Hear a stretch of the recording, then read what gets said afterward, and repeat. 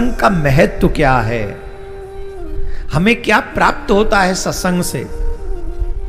एक घड़ी आदि में पुनियादि, संगति साधु की हरे कोटि अपराध। एक क्षण का सत्संग हमारा जीवन बदल सकता है। एक क्षण का सत्संग, प्रभाव सुनिए कितना अच्छा है। एक राजा के राज्य में एक चोर रहा करता था।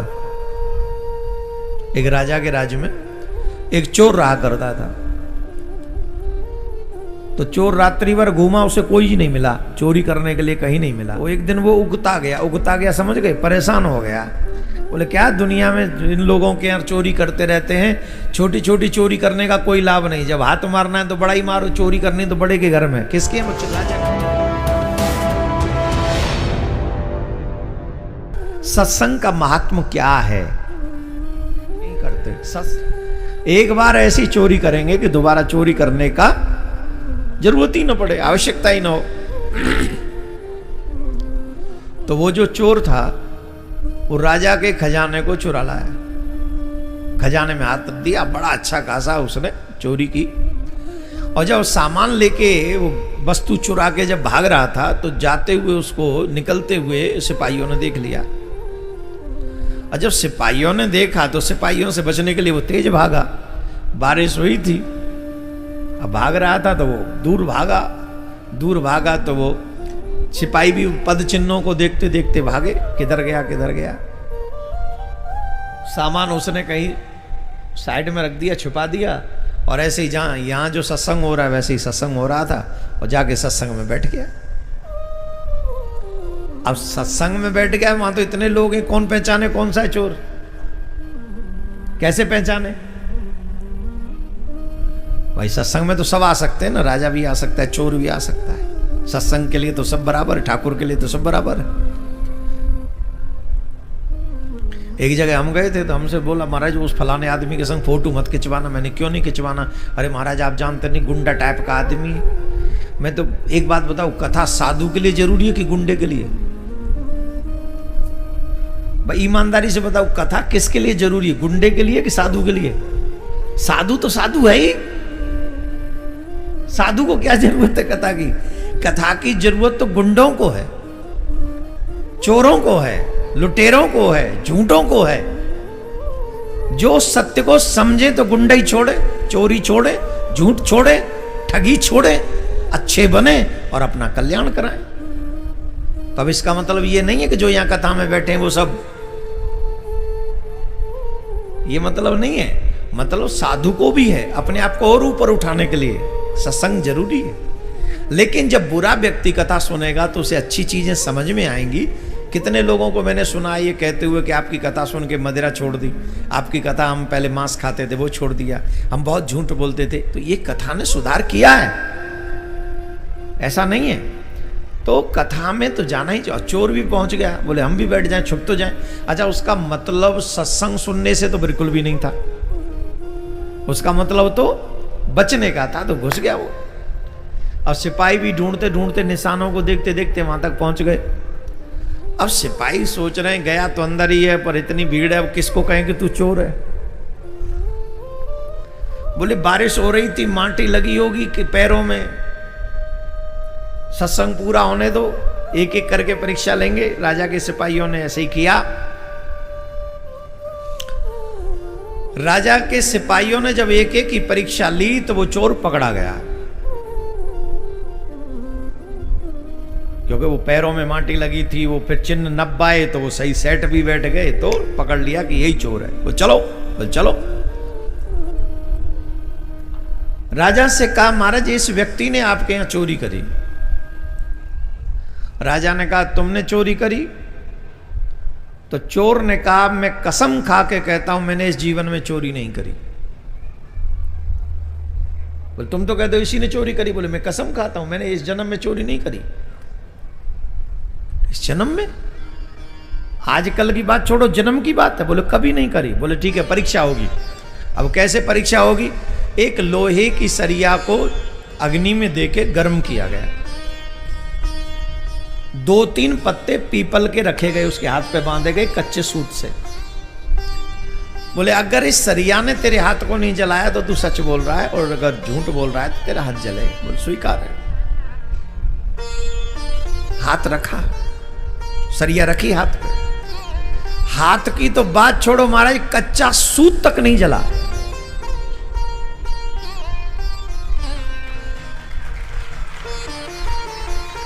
हाथ जलने की तो बात बहुत दूर की बात है, जो पीपल के पत्तों के ऊपर कच्चा सूत बांधा हुआ था वो कच्चा सूत तक नहीं जला। राजा वो डांटने लगा सिपाहियों को, पागल बनते तुम, किसी को भी उठा लाते, चोरी इल्जाम लगाते, चोरी जैसा इल्जाम जानते हो कैसा है? बोले महाराज हम कसम खा के कहते हैं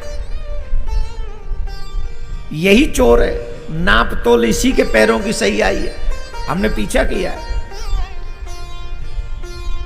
राजा ने कहा नहीं नहीं तुम झूठ बोल रहे हो, अगर ये चोरी करता तो झूठ न बोलता तो हाथ जरूर जलता, तुम गलत बोल रहे हो, तुमको पनिशमेंट मिलेगी, तुमको कारागार में डाल दिया जाएगा। ये वो भड़कने लगा राजा मंत्रियों पे। तब उस व्यक्ति ने कहा महाराज इन मंत्रियों से कुछ, सिपाहियों से कुछ मत कहो। बोले क्यों ना कहे?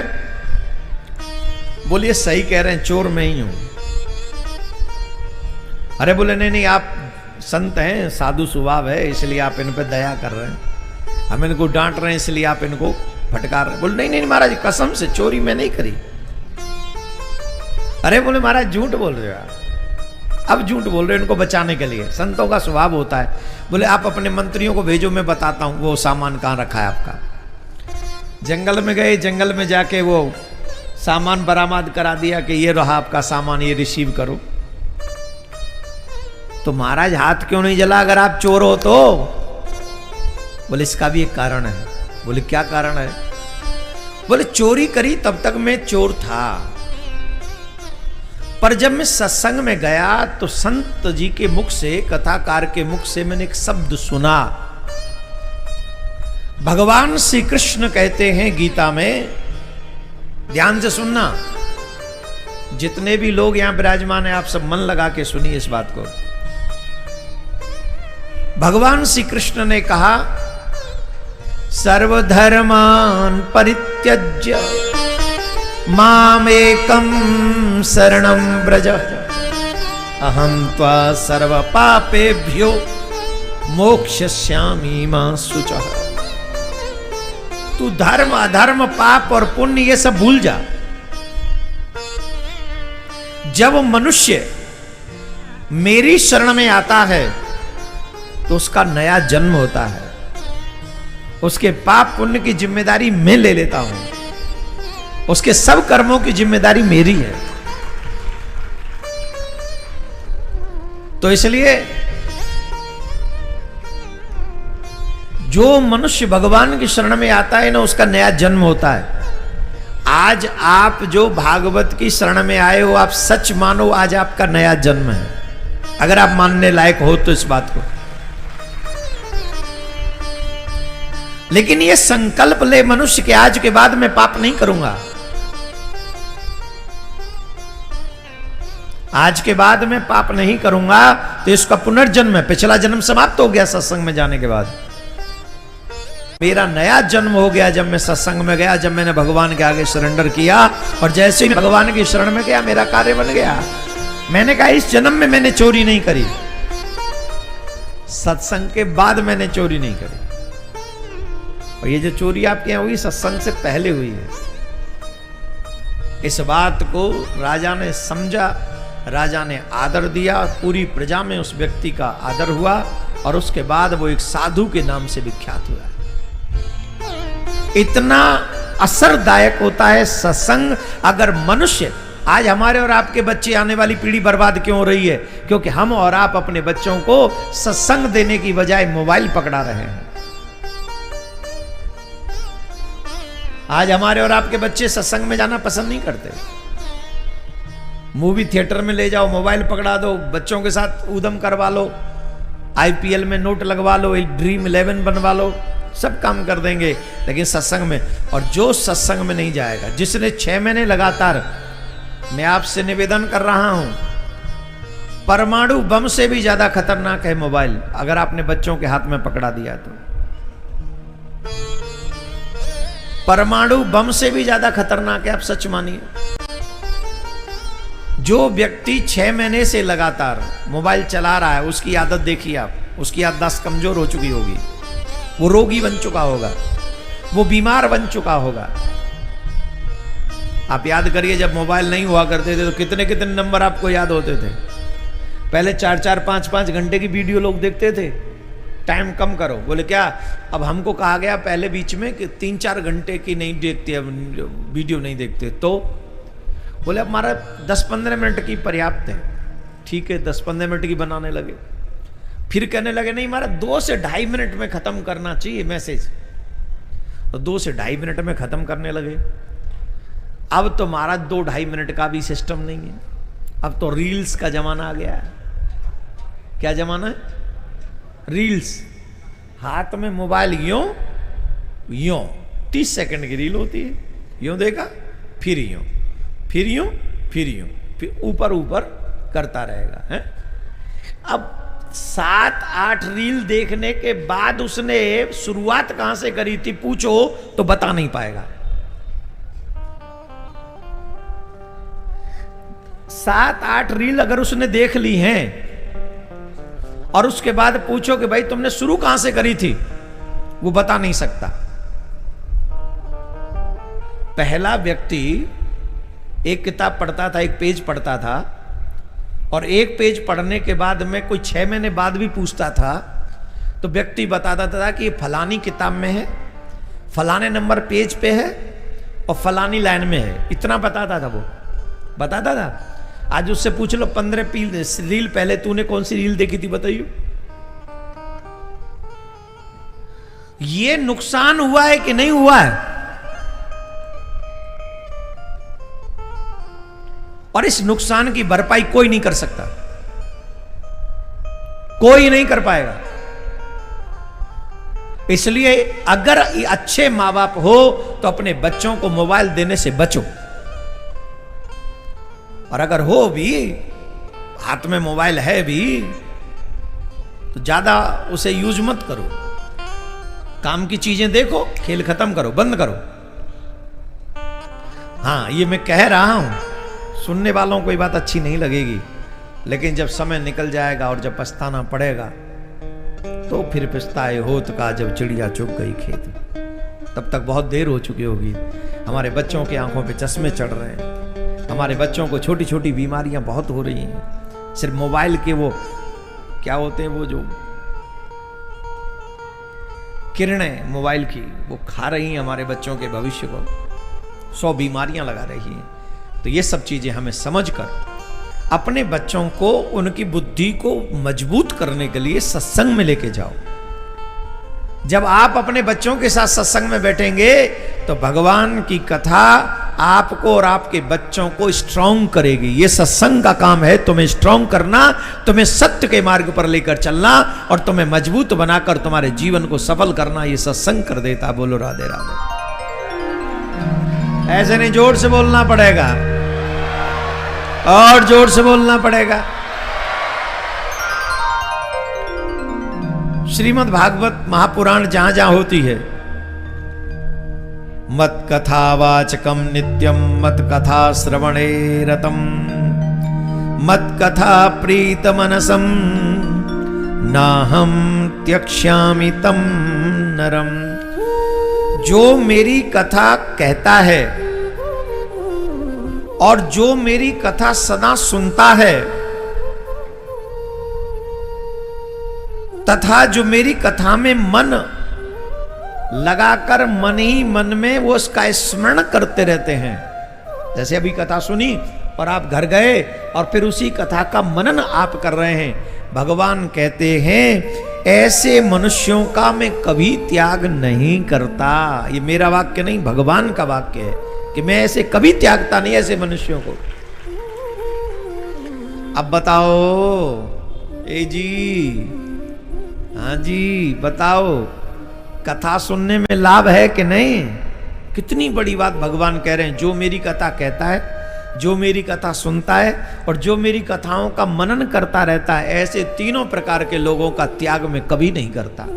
मतलब मैं भी सुरक्षित, मतलब जो तुम लोग यहाँ आए हो वो भी सुरक्षित, और जो किसी कारणवश आ नहीं सके हैं पर मन उनका यही है, वो भी भगवान ने सुरक्षित कर दिए कि मैं तुम्हारा त्याग नहीं करूंगा। लेकिन जो कथा छोड़ के बीच में चल देते हैं चप्पल उठा के, उनका क्या? उनका क्या बताओ? हाँ, फिर वो सुन के बैठ भी जाते हैं, उनका अच्छा होता है। राधे राधे बोलना पड़ेगा, जोर से बोलना पड़ेगा।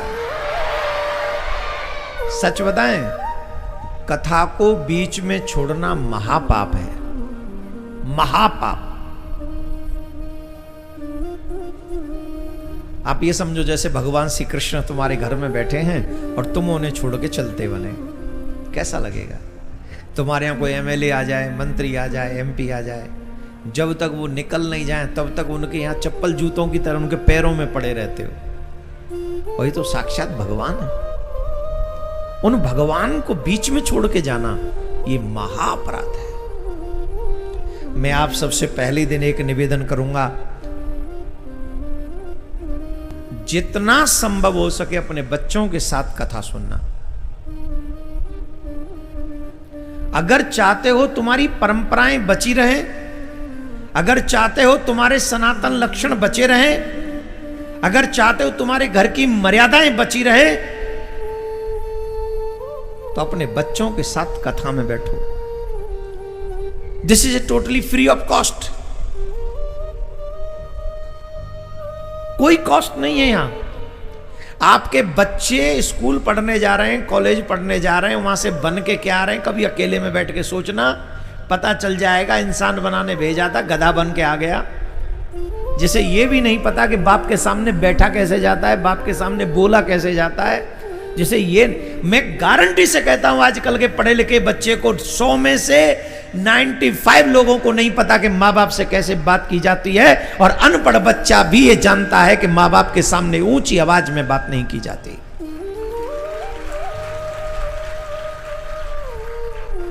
क्यों ऐसे हो गए हमारे बच्चे? क्योंकि हम उन्हें सिर्फ पैसे के लिए यूज कर रहे हैं, टीचर भी पैसे के लिए यूज कर रहे हैं, स्कूल वाले भी पैसे के लिए यूज कर रहे हैं, माँ बाप भी पैसे के लिए यूज कर रहे हैं, तो वो पैसा हावी हो गया दिमाग में।